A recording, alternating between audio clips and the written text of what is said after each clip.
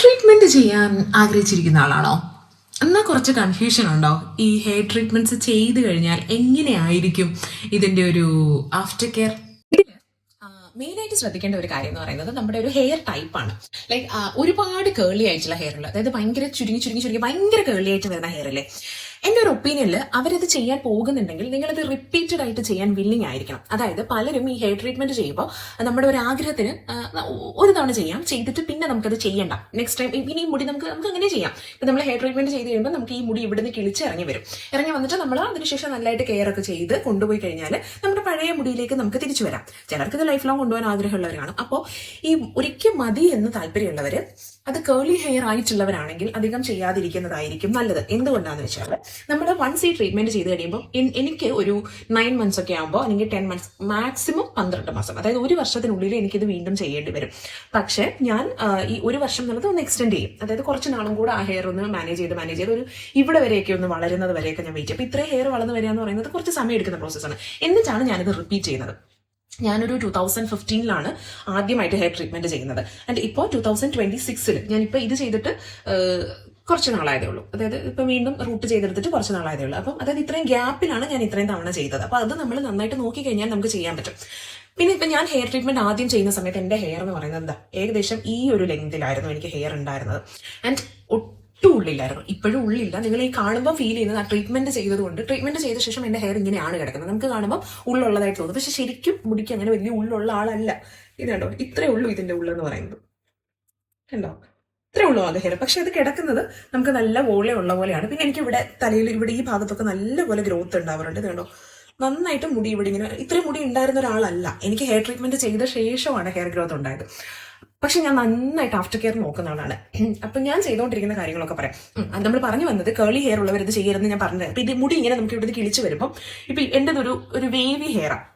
അതായത് ചെയ്തില്ലെങ്കിൽ ഈ നമ്മളിങ്ങനെ ചീകി ഇട്ടുമ്പോൾ നല്ല നീളം തോന്നിയിട്ട് കുറച്ച് നേരം കഴിയുമ്പോൾ ഇങ്ങനെ മുകളിലോട്ട് പോലെ, അങ്ങനത്തെ ഒരു ഹെയർ ടൈപ്പ്. അതിന്റെ വലിയ ശല്യമില്ല, പക്ഷെ കാണാൻ ഒരു ഭംഗിയില്ല. അതാണ് ഹെയറിന്റെ ഒരു പ്രശ്നം എന്ന് പറയുന്നത്.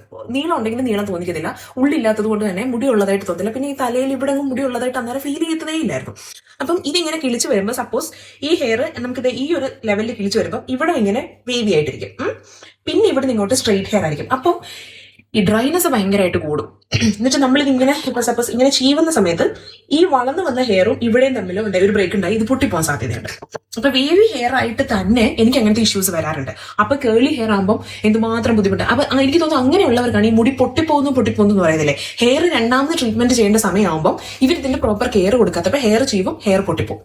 ഇതാണ് സംഭവിക്കുന്നത്. അപ്പം ആഫ്റ്റർ കെയർ അല്ലെങ്കിൽ ആ ഒരു മെയിൻ്റനൻസ് നന്നായിട്ട് നോക്കാൻ പറ്റില്ല എന്നുണ്ടെങ്കിൽ കേളി ഹെയർകാർ ഇതിന് ഓപ്റ്റ് ചെയ്യാതിരിക്കുന്നതായിരിക്കും നല്ലത്. ഇനി വേവി അല്ലെങ്കിൽ കുറച്ച് മാനേജബിൾ ആയിട്ടുള്ള ഹെയർ ഉള്ളവരാണെങ്കിൽ നിങ്ങൾ ട്രീറ്റ്മെന്റ് ചെയ്യാൻ പോകുമ്പോൾ ഫസ്റ്റ് ശ്രദ്ധിക്കേണ്ടത് ഏതാണ് പാർലർ എന്നുള്ളതാണ്. ഞാൻ ഫസ്റ്റ് ചെയ്തത് നമ്മുടെ നിയർ ബൈ തന്നെയുള്ള ഒരു നല്ലൊരു പാർലറിലാണ്.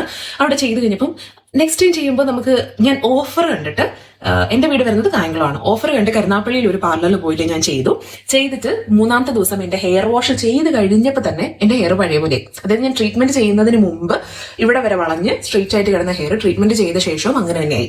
എനിക്ക് പണി കിട്ടി. പക്ഷേ ഹെയർ ഫോളോ മറ്റു കാര്യങ്ങളോ ഒന്നും വരാതെ ഞാൻ എഗെയിൻ ഭയങ്കരമായിട്ട് ഹോം റെമഡീസും ഒക്കെ ട്രൈ ചെയ്ത് ഹെയർ നന്നായിട്ട് മെയിൻറ്റെയിൻ ചെയ്തുകൊണ്ട് ഒരു 6 months to 7 months ഒക്കെ കഴിഞ്ഞപ്പോൾ ഞാൻ വീണ്ടും ആദ്യം ചെയ്ത അതേ പാർലറിൽ പോയി വീണ്ടും ചെയ്തു. ഒരു കുഴപ്പമില്ല. പിന്നെ ഞാൻ ആ പാർലർ മാറ്റാനേ പോയില്ല. അപ്പോൾ ഈ പാർലർ സെലക്ട് ചെയ്യുന്നതിനകത്തൊരു പ്രശ്നം ഉണ്ടാവാൻ സാധ്യതയുണ്ട്. അത് നന്നായിട്ട് നോക്കി, അത് ഭയങ്കര വലിയ പാർലറാണോ ചെറിയ പാർലറാണോ അങ്ങനെയല്ല, എത്ര എക്സ്പീരിയൻസ്ഡ് ആയിട്ടുള്ള സ്റ്റാഫാണ് അവിടെ നിൽക്കുന്നത് എന്നതിലാണ്. പാർലറിന്റെ വലുപ്പത്തിലല്ല, സ്റ്റാഫിലാണ് കാര്യം. അത് നിങ്ങൾ ഒരു ട്രയൽ നോക്കുക. ട്രയൽ ഇൻ ദ സെൻസ്, നിങ്ങൾ പോയി ജസ്റ്റ് ഒരു ബ്ലോ ഡ്രൈ, ഒരു ഫംഗ്ഷന് പോകാൻ വേണ്ടിയിട്ടാണ് പറഞ്ഞിട്ട് ഒരു ബ്ലോ ഡ്രൈ ചെയ്യാൻ പോകുക. അപ്പൊ നിങ്ങൾക്ക് നിങ്ങളുടെ ഹെയർ വാഷും അവർ ചെയ്തിരുന്ന സെറ്റിംഗ്സ് ഒക്കെ കാണുമ്പോൾ നിങ്ങൾക്ക് കുറച്ചെങ്കിലും മനസ്സിലാവും അവർ എത്ര പ്രൊഫഷണൽ ആണ് വരുന്നത്. അത് ബേസ് ചെയ്തിട്ട് വേണം നിങ്ങൾ പാർലർ, അല്ലെങ്കിൽ അതിന് മുമ്പ് അവിടെ ചെയ്തിരുന്നവരെ വെച്ച് നോക്കുക. പിന്നെ ട്രീറ്റ്മെന്റ് ചെയ്യുന്ന സമയത്ത് അവരോട് പറയുക, എനിക്ക് കുറച്ച് ബൗൺസി ആയിട്ട് കിടക്കണം, ഹെയർ ഇങ്ങനെ പതിഞ്ഞ്, ലൈക്ക് ഇത് ചെയ്യുമ്പോൾ ഇങ്ങനെ ഇരിക്കാം, ഇങ്ങനെ ഇത്ര സ്ട്രെയിറ്റ് ലുക്കിൽ ഇത് ചെയ്തു വരുന്ന ആളുകളുണ്ട്. അപ്പോൾ എനിക്ക് അങ്ങനെ സ്ട്രെയിറ്റ് ലുക്ക് വേണ്ട, ബൗൺസി ആയിട്ട് മതി എന്ന് പറയണം. അപ്പം ഇവരെന്താ ചെയ്യുന്നത് വെച്ചാൽ നമുക്ക് അയൺ ചെയ്യുന്ന സമയത്ത് ഇങ്ങനെ പൊക്കി അയൺ ചെയ്യും. ഇത് ഇങ്ങനെയും അയൺ ചെയ്യും, ഇങ്ങനെ പൊക്കി അയൺ ചെയ്യും. അപ്പൊ നമുക്ക് കുറച്ചും കൂടെ ഒരു ബൗൺസി, അത് നമ്മൾ അവരോട് പറയണം. ചിലപ്പോൾ ആദ്യം പറയും, നമ്മൾ ചെല്ലുമ്പോൾ ഇത് പറഞ്ഞിട്ടായിരിക്കും, പക്ഷേ ട്രീറ്റ്മെന്റിന് ഇടയ്ക്ക് ഇവർ ആളുകൾ മാറി മാറി വരും പാർലറിലെ തിരക്കനുസരിച്ചിട്ട്. അപ്പം നമ്മൾ റിപ്പീറ്റഡ് ആയിട്ട് വേണം എനിക്ക് ബൗൺസി ആയിട്ട് തന്നെ വേണേ, ബൗൺസി ആയിട്ട് തന്നെ വേണമെന്ന് പറയുമ്പോൾ ഇവർ നമ്മൾ ആ അയണിങ് ഒക്കെ ചെയ്യുന്ന സമയത്താണ് ഇതിനകത്ത് ഇവർ ഇത് മാനേജ് ചെയ്ത് തരുന്നത്. ഇപ്പൊ എന്റെ പാർലർ എന്ന് വെച്ചാൽ അടിപൊളിയാണ്, അവർ അടിപൊളിയായിട്ട് എനിക്ക് ചെയ്ത് തരുന്നത്. അപ്പം അങ്ങനെ അത് സെക്കൻഡ് ടിപ്പ്. അപ്പൊ നിങ്ങൾക്ക് എന്താണെന്ന് വെച്ചാൽ കുറച്ച് ഒരു ബൗൺസി ആയിട്ടുള്ള ലുക്ക് കിട്ടും. പിന്നെ ഈ പെർമനന്റ് ബ്ലോ ഡ്രൈ എന്ന് പറയുന്ന ഒരു ഓപ്ഷൻ ഉണ്ട് കേട്ടോ. അത് ചെയ്യുമ്പോൾ ഉള്ള ബെനിഫിറ്റ് എന്ന് വെച്ചാൽ ഇതിന്റെ മുടിയുടെ അടിവശമില്ലേ, ഇപ്പൊ സപ്പോസ് ഇത്രയും ഹെയർ ഇവിടെ അവർ ആ ക്രീം അപ്ലൈ ചെയ്യാത്തപ്പോൾ ഇതിങ്ങനെ നാച്ചുറൽ ആയിട്ട് നമ്മുടെ ഹെയർ എങ്ങനെയാണോ കിടക്കുന്നത് അങ്ങനെ കിടക്കും. അപ്പൊ അത് കുറച്ചും കൂടി ഒരു നാച്ചുറൽ ലുക്ക്, അതായത് നമ്മളെ ഇതിന് മുമ്പ് കണ്ടിട്ടില്ലാത്ത ഒരാൾക്ക് നമ്മളെ കാണുമ്പോൾ ട്രീറ്റഡ് ഹെയർ ആണെന്ന് മനസ്സിലാവത്തില്ല, അങ്ങനെ ഒരു ലുക്ക് കിട്ടും. പക്ഷേ ഹെയർ ഗ്രോ ചെയ്യുന്ന അനുസരിച്ച് നമുക്ക് ഈ അടിവശം വെട്ടി കളയേണ്ടി വരും. അപ്പൊ വീണ്ടും നമ്മൾ ഈ ഒരു ലുക്കിലോട്ട് മാറും. എന്റെ ഹെയർ എന്ന് പറയുന്നത് ആദ്യം നമുക്ക് ബ്ലോ ഡ്രൈ ഒരു തവണ ചെയ്യാൻ പറ്റുള്ളൂ, പെർമനന്റ് ബ്ലോ ഡ്രൈ. ബിക്കോസ് അത് കഴിയുമ്പോൾ നമ്മുടെ ഹെയർ വളർന്നിട്ട് നമ്മൾ വെട്ടിക്കളയല്ലോ. അപ്പൊ ഇതിന്റെ മണ്ടക്കോട്ട് കിടക്കുന്ന സ്ട്രൈറ്റ് ഹെയർ ആണല്ലോ കണ്ടോ. പിന്നെ നമ്മൾ ചെയ്യുന്നത്, അപ്പൊ ഞാനത് വെട്ടിക്കളഞ്ഞുകൊണ്ടാണ് എനിക്ക് ഈ ലുക്ക് ആദ്യം ചെയ്തപ്പോൾ അങ്ങനെ ഒരു ലുക്ക്, അടിവശം ഒന്ന് കേൾ ആയിട്ട് കിടക്കും. അത് ഈ പെർമനന്റ് ബ്ലോ ഡ്രൈ ചെയ്യുമ്പോഴാണ് നമുക്ക് അങ്ങനെ കിടക്കുന്നത് കേട്ടോ. ഞാൻ പറയുന്നത് ടെക്നിക്കലി ഉള്ള സാധനങ്ങളല്ല, എന്റെ എക്സ്പീരിയൻസ് ആണ് കേട്ടോ. അപ്പൊ ഈ പാർലറിലുള്ള ആളുകൾ ഇത് കാണുമ്പോഴേക്കും ഇതിന്റെ ടെക്നിക്കൽ ടേംസ് ഒക്കെ വേറെയാണെന്ന് അവർ പറയുന്നുണ്ടാവും. അതിനെക്കുറിച്ച് എനിക്കറിയില്ല. ഞാൻ ചെയ്തതും ഞാൻ പാർലറിൽ പോകുമ്പോൾ അവരെനിക്ക് പറഞ്ഞു തന്നതും ഞാൻ ചോദിച്ച് മനസ്സിലാക്കിയ കാര്യങ്ങളൊക്കെയാണ് കേട്ടോ പറയുന്നത്. പിന്നെ എന്റെ എക്സ്പീരിയൻസും ചെയ്ത എക്സ്പീരിയൻസും. അപ്പൊ അത് രണ്ടാമത്തെ കാര്യം. പിന്നെ വന്നിട്ട് ഇവർ നമ്മൾക്ക് ഏത് ക്രീമാണ് യൂസ് ചെയ്യുന്നതെന്ന് വെച്ചാൽ അതിനെ ബേസ് ചെയ്തിട്ട് ഇവർ നമുക്കൊരു ഷാമ്പു തരും, ഒരു കണ്ടീഷണർ തരും, ഒരു ഹെയർ സെറം തരും. അപ്പൊ അത് നിങ്ങളത് മസ്റ്റായിട്ടും അത് ഫോളോ ചെയ്യാൻ നോക്കുക ഫോളോ ചെയ്യണം. ആ തരുന്ന ഷാമ്പു നമുക്ക് അതായിരിക്കും നമ്മുടെ ഹെയറിന് സ്യൂട്ടബിൾ. അവരൊരു ക്രീം തരും നമുക്ക്, അതായത് ഒരു സ്പാ പോലെ ഒരു ക്രീം തരും. അപ്പം അതായത് കണ്ടീഷണർ ആണ് അത്, പക്ഷെ ഒരു സ്പാ പ്ലസ് ഒരു കണ്ടീഷണർ എഫക്റ്റ് നമുക്ക് കിട്ടും. അത് ഓരോ പാർലറിലും അത് മാറുമായിരിക്കും, അവർ അപ്ലൈ ചെയ്യുന്ന ക്രീം അനുസരിച്ച് പ്രൊഡക്ട്സ് മാറുമായിരിക്കും. ഇപ്പൊ ഞാൻ യൂസ് ചെയ്യുന്നത് ലോറിയലിന്റെ ഒരു പ്രോഡക്റ്റ് ആണ്. അപ്പോൾ അത് നമ്മൾ ഇങ്ങനെ കുളിക്കുമ്പോൾ നമ്മൾ ഷാമ്പു യൂസ് ചെയ്ത് കഴിയുമ്പോൾ നമ്മൾ ആ കണ്ടീഷണർ ആ ഒരു ക്രീം യൂസ് ചെയ്യുന്നു, ഒരു 5 മിനിറ്റ്സ് ഒരു ഹെയറിൽ മാത്രം ഒരു മസാജ് കൊടുക്കുന്നു, വാഷ് ചെയ്ത് കളയുന്നു. അതിനുശേഷം നമുക്കൊരു ഹെയർ സിറം ഉണ്ട്. ഞാൻ സിറം അറിഞ്ഞിരിച്ചു, അത് ബ്രാൻഡ് മാറാറില്ല, ലൈക്ക് ആ പെർട്ടിക്കുലർ ബ്രാൻഡിന്റെ തന്നെയാണ് യൂസ് ചെയ്യുന്നത്. പാർലറിൽ നിന്ന് സജസ്റ്റ് ചെയ്യാത്തതല്ലാത്ത ആ ബ്രാൻഡിന്റെ വേറെ, അതായത് കുറച്ചും കൂടെ പ്രൈസ് കുറഞ്ഞ, എനിക്ക് അവിടുന്ന് സജസ്റ്റ് ചെയ്ത ഒരു 725, 750 ആ റേഞ്ചിലുള്ള സിറം ആണെന്നാണ്. എക്സാക്ട് പ്രൈസ് ഞാൻ ഓർക്കുന്നില്ല, എന്നാലും ഈ ഒരു പ്രൈസ് റേഞ്ച് ആണ് അതിന്. അപ്പോൾ അതാ, അപ്പം എനിക്കത് ചെറിയ ക്വാണ്ടിറ്റി എനിക്കത് അത്ര അഫോർഡബിൾ ആയിട്ട് തോന്നിയില്ല. ബിക്കോസ് നമ്മൾ പെട്ടെന്ന് തീർന്നു. അപ്പം സിറം ഒക്കെ നമ്മൾ അത്യാവശ്യം നന്നായിട്ട് യൂസ് ചെയ്യേണ്ടി വരുമല്ലോ. അപ്പോൾ ഹെയർ വാഷ് ചെയ്യുന്നതനുസരിച്ച് നമ്മൾ സിറം യൂസ് ചെയ്യും. അപ്പം ഞാൻ അതിന് പകരം കുറച്ചും കൂടെ പ്രൈസ് കുറഞ്ഞ ഒരു പ്രൊഡക്റ്റാണ് യൂസ് ചെയ്യുന്നത്. അപ്പം അത് നമ്മൾ കണ്ടിന്യൂസ് ആയിട്ട് യൂസ് ചെയ്യാം. നമ്മൾ ഈ ഷാമ്പു ഒക്കെ മാറ്റി യൂസ് ചെയ്യുമ്പോൾ നമ്മുടെ ഹെയർ കൂടുതൽ ഡ്രൈ, അതായത് നമ്മൾ ഈ ട്രീറ്റഡ് ഹെയറിന് വേണ്ടി അല്ലാത്ത ടൈപ്പ് ഓഫ് ഷാമ്പൂസ് യൂസ് ചെയ്യുമ്പോൾ ഹെയർ കൂടുതൽ ഡ്രൈ ആവാനും അങ്ങനത്തെ പ്രശ്നങ്ങളൊക്കെ എനിക്കും അതുണ്ടായിട്ടുണ്ട്. ഫസ്റ്റ് ടൈം ട്രീറ്റ്മെന്റ് ചെയ്തപ്പോൾ ഞാൻ പൈസ ലാഭിക്കാൻ വേണ്ടിയിട്ട് പ്രോഡക്റ്റ് ഒക്കെ മാറ്റി യൂസ് ചെയ്തിട്ടുണ്ട്. അപ്പം നമുക്ക് വിസിബിളി ആ ചേഞ്ച് മനസ്സിലാവും, മുടി കൊഴിയുന്നതായിട്ട് ഫീൽ ചെയ്യും. അപ്പൊ അതുകൊണ്ട് ഞാൻ ഇതൊക്കെ മാറ്റി യൂസ് ചെയ്തിട്ടുണ്ട്. പിന്നെ ഈ മുടി പൊട്ടിപ്പോകുന്നതിന്റെ പ്രശ്നം ഞാൻ പറഞ്ഞല്ലോ, ഇങ്ങനെയാണ് ഈ മുടി പൊട്ടിപ്പോകുന്നത്. ഈ ഷാമ്പു യൂസ് ചെയ്യാതെ, കണ്ടീഷണർ യൂസ് ചെയ്യാതെ, സിറം യൂസ് ചെയ്യാതെ ചുമ്മാ പോയി കുളിച്ച് ഇട്ട് തോർത്തി നമ്മൾ പോയി കഴിയുമ്പോഴത്തേക്ക് ഹെയർ ഡ്രൈ ആവും, പൊട്ടിപ്പോകും. കാര്യം ഇത് ട്രീറ്റഡ് ഹെയർ ആണ്, നാച്ചുറൽ ഹെയർ അല്ല. അപ്പൊ നമ്മുടെ നാച്ചുറൽ ഹെയർ പോലെ അത്ര സ്മൂത്ത് ആയിട്ടായിരിക്കത്തില്ല നമ്മുടെ പ്രോസസ്. നമ്മൾ നോക്കിയില്ലെങ്കിൽ ഈ സാധനം പോവും, ഉറപ്പായിട്ടും പോവും. നമുക്ക് കെയർ ചെയ്യാൻ പറ്റത്തില്ലെന്നുണ്ടെങ്കിൽ ഈ പരിപാടിക്ക് നിൽക്കുകയോ ചെയ്യരുത്. പിന്നെ ഞാൻ ഒരുപാട് ഹോം റെമഡീസ് യൂസ് ചെയ്യും. എനിക്കറിയില്ല, അത് ഇത് കേൾക്കുമ്പോൾ എന്നെ പാർലറിൽ ചേച്ചിമാരൊക്കെ നടന്ന് ഓടിക്കുമായിരിക്കും, എനിക്കറിയാൻ പാടില്ല. ബിക്കോസ് അവർ പറയും ഇത് യൂസ് ചെയ്യരുത്, പക്ഷെ ഞാൻ യൂസ് ചെയ്യാറുണ്ട്. ഞാൻ ഒരുപാട് ഹോം റെമഡീസ് യൂസ് ചെയ്യാറുണ്ട്. അത് എന്റെ ഹെയർ ഗ്രോത്തിനെ എനിക്ക് ഒരുപാട് സപ്പോർട്ട് ചെയ്തിട്ടുണ്ട്. ഞാൻ പറഞ്ഞില്ല, ഞാൻ ട്രീറ്റ് ചെയ്തപ്പോൾ എനിക്ക് ഇത്രയും ഉണ്ടായിരുന്ന ഹെയർ ആണ്.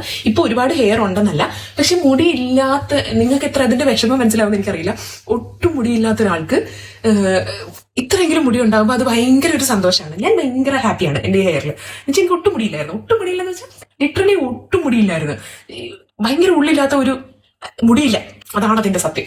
അപ്പം അങ്ങനെയുള്ള ഞാനായതുകൊണ്ട് ആ ഹോം റെമഡീസിലൂടെയാണ് എന്റെ ഹെയർ കിളിച്ചത്. അപ്പൊ ഞാൻ ട്രീറ്റ് ചെയ്തെന്ന് നിർത്താനൊന്നും പോയില്ല. ഞാൻ അതും യൂസ് ചെയ്യുന്നുണ്ട്, ഞാൻ ആഫ്റ്റർ കെയർ പ്രോഡക്ട്സും യൂസ് ചെയ്യുന്നുണ്ട്. അപ്പൊ നിങ്ങൾക്ക് ഇങ്ങനെ നിങ്ങളുടെ ഹെയർ നോക്കാൻ താല്പര്യം ഉണ്ടെങ്കിൽ, നിങ്ങളുടെ ഫേസിന് അത് ചേരുന്നുണ്ടെങ്കിൽ, നിങ്ങൾ കോൺഫിഡന്റ് ആണെങ്കിൽ ഈ ഫേസിന് ചേരുവെന്നും കൂടെ നോക്കണം കേട്ടോ. അത് ഞാൻ പറഞ്ഞ പോലെ പാർലറിൽ പോയിട്ട് നിങ്ങൾ, എനിക്ക് തോന്നുന്നു 500 രൂപ എന്തായാലും തോന്നുന്നു കേട്ടോ, ഒരു ജസ്റ്റ് ഹെയർ സെറ്റ് ചെയ്ത് തരാനേ. അവരോട് പോയി പറയാം, നമുക്ക് ഒരു ജസ്റ്റ് ഹെയർ ഒന്ന് സെറ്റ് ചെയ്ത് തരാൻ പറയാം. അപ്പൊ അവർ നമ്മുടെ ഹെയർ നന്നായിട്ട് വാഷ് ചെയ്ത് നന്നായിട്ടൊന്ന് സെറ്റ് ചെയ്ത് തരും. സെറ്റ് ചെയ്ത് തരുമ്പോൾ പാർലറിൽ വെച്ച് നോക്കാൻ നിൽക്കരുത്. നിങ്ങൾ അവിടുന്ന് പുറത്തൊക്കെ വന്ന് നമ്മളെ നന്നായിട്ട് അറിയാവുന്ന ആളുകളില്ലേ, അവരോട് ചോദിക്കാം എങ്ങനെയുണ്ട്, എനിക്ക് ഇത് ചെയ്തിട്ട് ചേരുന്നുണ്ടോ എന്ന് ചോദിക്കാം. അപ്പൊ നമ്മുടെ ഫേസിന് അത് കൊള്ളാം, ഓക്കെ ആണെന്നുണ്ടെങ്കിൽ മാത്രം അത് ഓപ്റ്റ് ചെയ്യാം. ഇത് ചെയ്ത് കഴിഞ്ഞ് കളയാൻ നമുക്കൊരു ഓപ്ഷൻ ഇല്ലല്ലോ. പിന്നെ എന്തായാലും നമ്മൾ 1 വർഷം കാത്തിരിക്കണം. അതിന് മുമ്പ് നമുക്കൊരു 500 രൂപ ചിലവാക്കിയത് അറിയുന്നതിനകത്ത് പ്രശ്നമില്ലല്ലോ. അപ്പൊ അങ്ങനെ നോക്കാം. പിന്നെ ചെയ്ത് കഴിഞ്ഞാലുള്ള ഗുണം എന്ന് പറയുന്നത് നമ്മുടെ കോൺഫിഡൻസിനെയൊക്കെ അത് ബൂസ്റ്റ് ചെയ്യുന്നതാണ് എനിക്ക് തോന്നിയേക്കുന്നത്. പിന്നെ ഹെയർ നന്നായിട്ട് ഗ്രോ ചെയ്യും. എനിക്ക് നല്ല ഗ്രോത്ത്, അത് ഞാൻ പറഞ്ഞില്ല, പാർലർ, നമ്മൾ യൂസ് ചെയ്യുന്ന പ്രോഡക്ട്സ്, നമ്മുടെ ഹോം റെമഡീസ്, നമ്മുടെ ആഫ്റ്റർ കെയർ, എനിക്ക് ഇത്രയാണ് ഇത് ബെനിഫിറ്റ് ചെയ്തത്. ഈ ഹോം റെമഡീസ് എന്താണെന്നും എനിക്ക് പാർലറിൽ നിന്ന് സജസ്റ്റ് ചെയ്ത പ്രോഡക്ട്സ് ഒക്കെ ഞാൻ പറയാം, അടുത്തൊരു ഇതിനകത്ത് ഇട്ട് പറയാം. അപ്പൊ ട്രീറ്റ്മെന്റ് ചെയ്യാൻ പോകുന്നുണ്ടെങ്കിൽ ഇത്രയും കാര്യങ്ങൾ ഓക്കെ ആണെങ്കിൽ പോയി ചെയ്യാം. ഓക്കെ, ഇനിയിപ്പോൾ ഞാൻ ചെയ്ത അല്ലെങ്കിൽ ഞാൻ ഈ പറഞ്ഞതിനകത്ത് വല്ല മിസ്റ്റേക്ക് ഉണ്ടെങ്കിൽ നിങ്ങൾ പറഞ്ഞു തരാം കേട്ടോ. ചിലപ്പോൾ നിങ്ങൾ പറയുന്ന ആ കാര്യം കറക്റ്റ് ചെയ്താൽ എനിക്ക് കുറച്ചും കൂടെ എൻ്റെ ഹെയർ ഇമ്പ്രൂവ് ചെയ്യാൻ പറ്റില്ല. ഇപ്പം ഞാൻ ഈ പറഞ്ഞത് എൻ്റെ എക്സ്പീരിയൻസ് എന്നുള്ള കാര്യമാണ്. ചിലപ്പോൾ വേറൊരാളുടെ ഒരു സജഷൻ കൊണ്ട് എനിക്ക് കുറച്ചും കൂടെ ഇമ്പ്രൂവ് ചെയ്യാൻ പറ്റില്ല. അത് ബെറ്റർ അല്ലേ? Thank you.